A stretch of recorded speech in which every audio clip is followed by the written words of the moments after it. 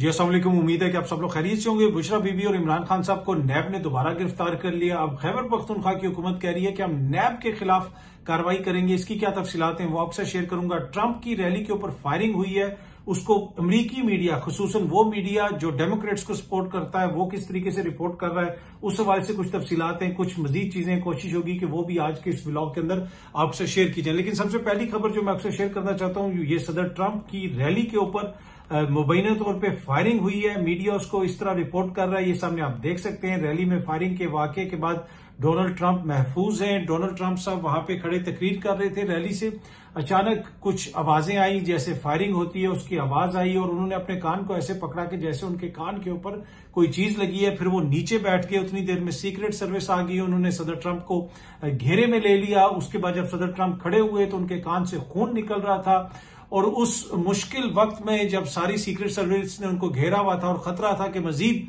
Firing हो सकती है, तो ट्रंप ने जनाब अपना हाथ ऐसे बाहर निकाला और कहा कि जनाब मैं इधर ही हूं और मैं इधर ही इलेक्शन लड़ूंगा। मेरे ख्याल में आज का जो इंसिडेंट हुआ है और उसके बाद जिस तरीके से ट्रंप ने रिएक्ट किया है, अब ट्रंप की जीत को अमेरिका में रोकना ऑलमोस्ट नामुमकिन है। कोई मिरेकल ही हो जाए तो डेमोक्रेट्स जीत जाएं। अब मुझे डेमोक्रेट्स वहां पे जीतते हुए नजर नहीं आते। ये जो लीडरशिप क्वालिटी आज ट्रंप ने दिखाई है, और मेरे ख्याल में अमेरिका जैसी सोसाइटी वहां पे इस वक्त आपको पता है बहुत सारे लोग हैं जो कहते हैं जी ट्रंप दुरुस्त नहीं है, कुछ उनकी हमायत करते हैं, कुछ ऐसे वोटर हैं जो फेंस पे हैं। वहां पे जो वोटर इस वक्त फेंस पे है उसको फैसला करने में आसानी होगी। लीडरशिप दिखा दी है ट्रंप ने। मुश्किल वक्त में जनाब खून निकल रहा है, इस उम्र में ट्रंप ने जिस तरीके से हाथ लहराया और जिस मतलब की बहादुरी से ट्रंप वहां पे खड़े हुए, ये अमरीकी कौम याद रखेगी। और अब ट्रंप को हराना, जो मैंने अर्ज की पहले भी, वो मुझे इतना आसान नहीं लगता। अच्छा, अब आलमी मीडिया जो मुख्तलिफ ममालिक का मीडिया है, जिस वक्त मैं ये वीडियो बना रहा हूं उसी वक्त ये तकरीबन इंसिडेंट हुआ है और हर कोई रिपोर्ट कर रहा है कि फायरिंग हुई, फायरिंग की आवाज आई, ट्रंप उसमें जख्मी हुए। अब उनको जो है मेडिकल चेकअप हो रहा है, कहा जा रहा है कि उनकी जान को बिल्कुल खतरा नहीं है। लेकिन वो मीडिया, वो अमरीकी मीडिया जो ट्रेडिशनली ट्रंप की मुखालिफ रिपोर्टिंग करता है, पाकिस्तान में भी आपको पता है कि मुख्तलिफ मीडिया के ऊपर इल्जाम लगते हैं कि वो इसके हवाले से इस तरह रिपोर्टिंग करता है, उसके हवाले से उस तरह रिपोर्टिंग करता है। लेकिन CNN की खबर देख के मैं यकीनन मुझे बड़ी हैरत हुई, जहां पे दीगर जगहों पे खबरें आ रही थी कि जी ट्रंप साहब के ऊपर फायरिंग हुई है, वहां पे CNN इसको रिपोर्ट कर रहा था कि Trump injured in incident at A rally, जो रैली हुई है पेंसिल्वेनिया में, उसमें ट्रंप जो है एक इंसिडेंट में इंजर्ड हो गए। ना उन्होंने फायरिंग का जिक्र किया, ना कोई और जिक्र किया। आगे अगर इस खबर की आप तफसील पढ़ें जो CNN ने उस वक्त लिखी हुई है, उसमें उन्होंने लिखा जस्ट इन, ठीक है जी, अभी खबर आई है, former president Trump was rushed of stage after loud bangs were heard. कि जब लाउड बैंग्स की आवाज आई, मतलब जोरदार बैंग यानी धमाकों की आवाज आई, फायरिंग का जिक्र नहीं किया है। मतलब इनकी नजर में क्या, उधर कोई लोग गुब्बारे फाड़ रहे थे, जो बैंग्स आ रहे थे, सबको पता है कि वहां पे फायरिंग हुई, मीडिया तो इसी तरह रिपोर्ट कर रहे हैं। लेकिन ये जनाब जिसने वो ना उस तमाम इंसिडेंट को, जिसे वो कहते हैं, उसकी संगीनी में कमी लाने के लिए अल्फाज का चुनाव आप देखें जी। इंसिडेंट, इंजर्ड, मतलब कि वो खुद ही गिर गए और शायद वो खुद ही इंजर्ड हो गए। अगर आप इनकी वेबसाइट के ऊपर जाएं, उसके ऊपर पहले जो हेडिंग लगी हुई थी, वो उसको देख के ऐसे लगता था कि जैसे ट्रंप गिर के जख्मी हुआ है। तो ये जनाब मीडिया इसको इस तरह रिपोर्ट कर रहा है। लेकिन जो रिपोर्ट्स आ रही हैं वो यही आ रही हैं कि जनाब मुबैना तौर पे फायरिंग हुई है। सूरत हाल कुछ देर में शायद मजीद क्लियर हो, लेकिन ट्रंप महफूज हैं और इस सारे वाकये का सियासी तौर पर यकीनन ट्रंप साहब को बहुत फायदा होगा। अच्छा, कुछ और खबरें भी हैं जो मैंने आपके साथ शेयर करनी है। वो नैब वाले मसले पे मैं आता हूं जो खैबर पख्तूनख्वा की हुकूमत कर रही है।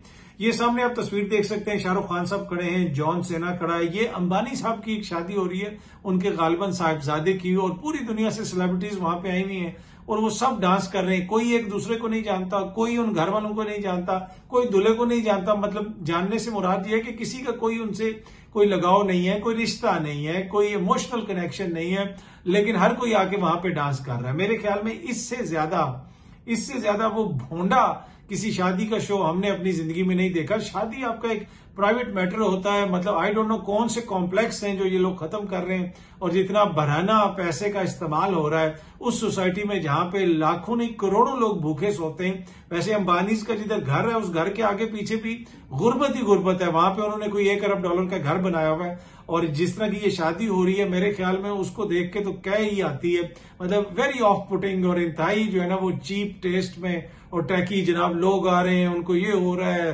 पहले प्री वेडिंग ये हो रहा है, वो हो रहा है। भाई क्या आपके पास अगर इतना पैसा है उसको किसी बेहतर जगह पे खर्च कर ले। पर एनीवे पता नहीं कौन सा कॉम्प्लेक्स है जो उन्होंने दूर करना है। और सलाम है उन सारे आर्टिस्ट को भी कि जनाब जिनके जो खुद अरबों करोड़ों के मालिक हैं वो जनाब उधर आए हुए सारे और सब नाच रहे हैं, उनको भी मेरी तरफ से दोनों हाथों से सलाम है। अच्छा जी, खान साहब को दोबारा गिरफ्तार कर लिया, बुशरा बीबी को दोबारा गिरफ्तार कर लिया नैब ने।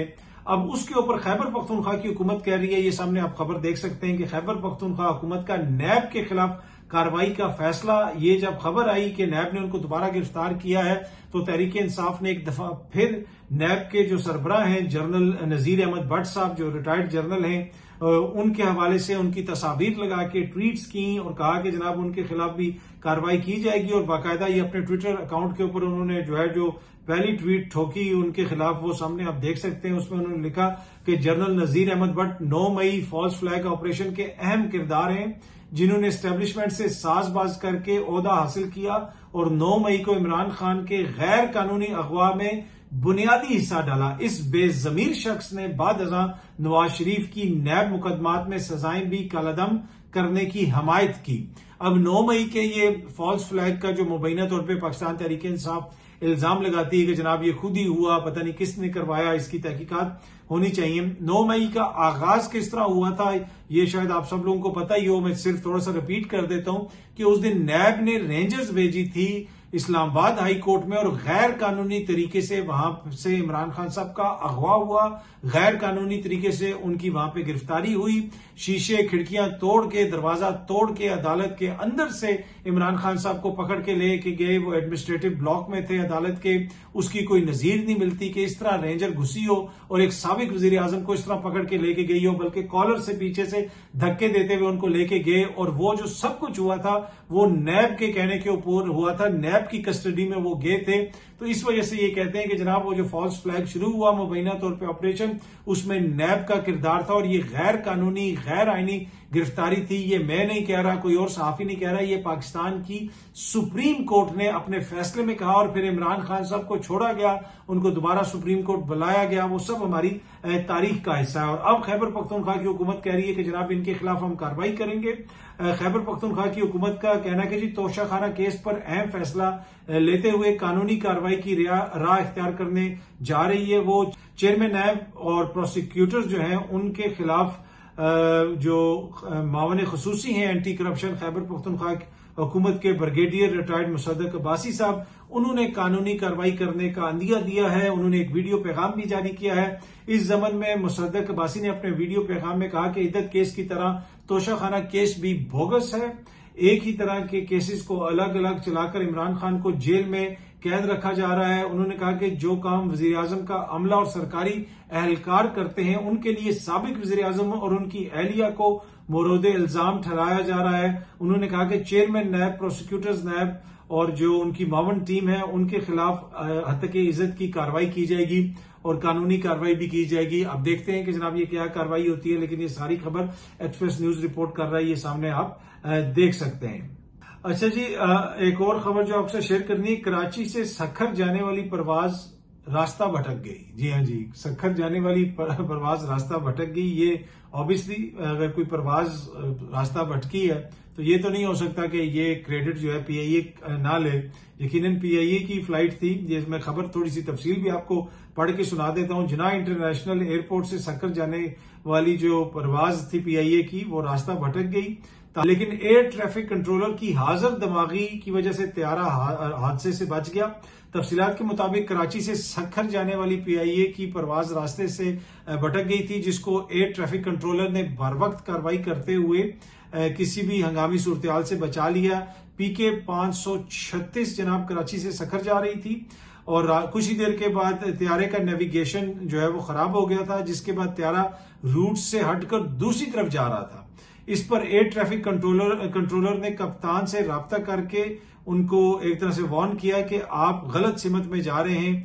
और कप्तान ने एयर ट्रैफिक कंट्रोलर को बताया कि जनाब उसका नेविगेशन जो सिस्टम है वो खराब हो गया है। एयर ट्रैफिक कंट्रोलर ने कप्तान से बराह रास्त राब्ता करके उसकी रहनुमाई की और तैयारे को वापस कराची एयरपोर्ट पर उतरवा लिया।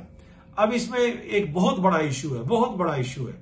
अगर नेविगेशन सिस्टम खराब हो गया था तो कप्तान साहब के मुंह के ऊपर मेहंदी लगी हुई थी। कप्तान साहब ने खुद क्यों नहीं बताया, राब्ता किया कि हमारा जो है वो नेविगेशन सिस्टम खराब हो गया है। ये तो इंतहाई परेशान कौन चीज है। अगर वो एयर ट्रैफिक कंट्रोलर जो है वो इस चीज को नोट ना करता, वो कहता अगर कोई गड़बड़ है तो कप्तान हमसे खुद राब्ता कर लेगा तो हम फिर इसको गाइड कर देंगे। लेकिन कप्तान साहब ने जो है मुनासिब नहीं समझा, एयर ट्रैफिक कंट्रोलर ने उसको नोट किया और उस चीज को जो है ना, उसको जो गलती हो रही थी उसको एक तरह से रेक्टिफाई किया, अदरवाइज कोई बहुत बड़ा हादसा हो सकता था।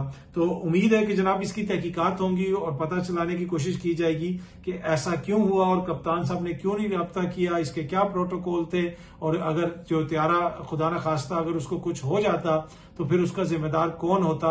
उम्मीद है कि ये तहकीकात जल्द जो है सामने आएंगी और जो भी जिम्मेदार होगा उसके खिलाफ कार्रवाई की जाएगी। अच्छा, एक और चीज जो आखिर में मैं आपसे शेयर करना चाहता हूं, तहरीक लब्बैक वाले जनाब धरना दे के फैजाबाद सुना है पहुंच चुके हैं और बड़ी तादाद में उनका बड़ा इंप्रेसिव शो है। और वो फलस्तीन के हवाले से, अब तो फलस्तीन में हजारों लोग भी शहीद हो चुके हैं, बच्चे भी शहीद हो चुके हैं, लेकिन एनीवे अभी उनको याद आया कि जनाब इसके ऊपर हमने करना है। जब सेनेटर मुश्ताक साहब बैठे हुए थे उस वक्त तो कोई नहीं आया, अब उन्होंने किया है, उनका राइट है, हर सियासी जमात का, तमाम पाकिस्तानियों का राइट है, वो आके प्रोटेस्ट कर सकते हैं। लेकिन मसला ये है कि ये वही पंजाब है जहां पे तहरीक इंसाफ को तो जलसे की इजाजत नहीं मिलती, रैली की इजाजत नहीं मिलती, 144 के पर्चे हो जाते हैं, दहशतगर्दी के पर्चे हो जाते हैं, इतने ज्यादा हजारों लोग वहां पे इकट्ठे हो गए तो इंतजामिया कहां पे थी, इंतजामिया ने क्यों कोई कार्रवाई नहीं की। अब सुना है कि तहरीक इंसाफ दोबारा जो है लाहौर में एक जलसा करना चाहती है मीनार पाकिस्तान पे, पर मुझे पूरा यकीन है कि उनको इजाजत नहीं मिलेगी। पर इनको किस तरह इजाजत मिल गई, इनको किसी ने नहीं रोका, इनके खिलाफ किसी किस्म की कोई कार्रवाई नहीं हुई, ये क्वेश्चन है। आई डोंट नो, मे भी शायद आप लोगों को पता हो कि ऐसा क्यों हुआ। अगर आपको पता है तो कमेंट्स करके हमें भी बताइएगा। बाकी वो जो मुतालबात कर रहे हैं, देखते हैं कि मुतालबात को माना जाता है या नहीं माना जाता। वहां से तो इस तरह की वीडियोज आ रही थी कि इस्लामाबाद इंतजामिया के अफसरान भी वो नारे लगा रहे थे जो TLP के दोस्त हमारे भाई जो नारे लगा रहे थे। मतलब दूसरी तरफ जो है आप ये देखें, दूसरी सियासी जमातों के साथ अगर कोई छोटी सी भी कोई बात हो तहरीक इंसाफ वालों की तो फौरन इस्लामाबाद की इंतजामिया, पंजाब की इंतजामिया फौरन हरकत में आती है। लेकिन यहाँ पे जो है वो मामला हमें बिल्कुल जो है ऐसे लग रहा है कि जैसे उनको क्लीन रूट दिया गया कि आप ऑल द वे लाहौर से आए, सारी क़यादत भी पहुंच गई, सारे लोग वहां पे पहुंच गए, किसी ने उनको नहीं रोका और आके आप वो कह रहे हैं कि जी हम धरना भी दे रहे हैं। पर एनीवे ये हुकूमत यकीनन देख रही होगी, जो भी मुनासिब इकदाम लेना होगा, जो कुछ भी करना होगा हुकूमत करेगी। हो सकता है उनके मुतालबात मान ले फलस्तीन के हवाले से। देखते हैं कि आगे ये सूरत हाल किस तरफ जाती है। बहुत जल्दी आप सब दोस्तों से दोबारा मुलाकात होगी। Thank you very much.